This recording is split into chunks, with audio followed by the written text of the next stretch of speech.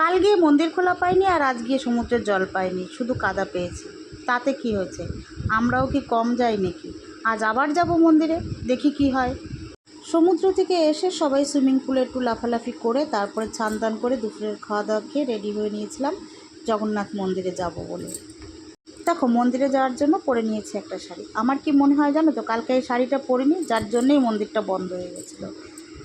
তাই তো আজ আর ভুল করলাম না, আজ পরে নিলাম শাড়ি। এই যা, তোমাদের সাথে গল্প করতে করতে আজকে তো ইন্ট্রো দিতেই ভুলে গেছি। ও বাই দ্য ওয়ে, আমি ঋতু, আমার আরও একটি নতুন ব্লগে তোমাদের সবাইকে স্বাগত জানাই। দেখো, 5 জন এক জায়গায় বেরোতে হলে একটু লেট হয়, এটা আমরা সবাই জানি, কিন্তু এত লেট কে করে ভাই?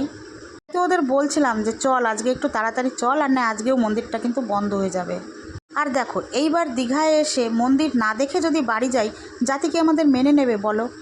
না তো এই গল্প কাউকে গিয়ে করতে পারবো, সবাই তো বলবে দীঘায় গেছো এবার জগন্নাথ মন্দির দেখোনি, তাহলে আর কি করলে তোমরা? তোমাদের দাদাভাই আমাদের গেটের সামনে নামিয়ে দিয়ে বললো লাইনে দাঁড়াও, আমি গাড়িটা পার্ক করে আসি। লাইন দেখে আর মনে হচ্ছে না যেন ভিতরে গিয়ে মন্দির দেখি, মনে হচ্ছে বাইরের থেকে দেখাটাই ঠিক। যা হোক তা হোক করে তো সবাই মিলে ভিতরে ঢুকেই গেলাম।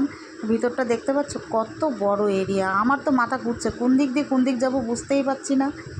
অবশেষে সবার পিছন পিছন হাঁটতে হাঁটতে এসে বড় একটা ঘরের মধ্যে ঢুকে গেলাম। ওমা, ঘরে ঢুকে দেখি কিছুই নেই, শুধু মানুষ আর মানুষ। না, এই দেখো কিছু একটা দেখতে পেয়েছি।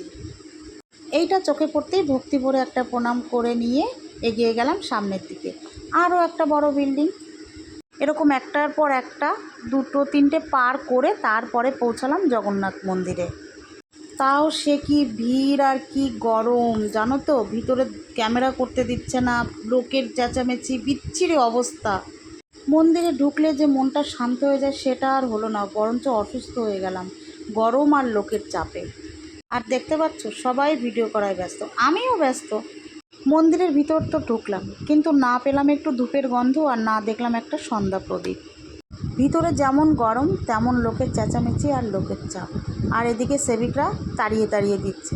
কাছের থেকে যে একটু জগন্নাথ দেবকে দেখবো আর একটু প্রণাম করব, সে সুযোগ আর হলো না। দূরে দাঁড়িয়ে থেকেই ভক্তি ভরে একটা প্রণাম করে নিলাম, আর তো কিছু করার নেই। তাই তো দূর থেকে জুম করে তোমাদেরও দেখিয়ে দিলাম জগন্নাথ, সুভদ্রা আর বলরামকে, আর সাথে কিছু সেভিক ভলেন্টিয়ারকে। মন্দির থেকে বেরিয়েই দেখলাম বাইরে প্রসাদ বিক্রি হচ্ছে, 50 টাকা প্যাকেট। সে লাইনে আর দাঁড়ালাম না, কারণ আমার শরীরটা ভীষণ খারাপ করছিল। তো তোমাদের দাদাভাই বললো চলো তাড়াতাড়ি তোমাকে রুমে দিয়ে আসি, তারপরে এদের নিয়ে যাব। আর আমিও তাই করলাম, তোমাদের দাদাভাইয়ের কথা শুনে রুমে চলে গেলাম।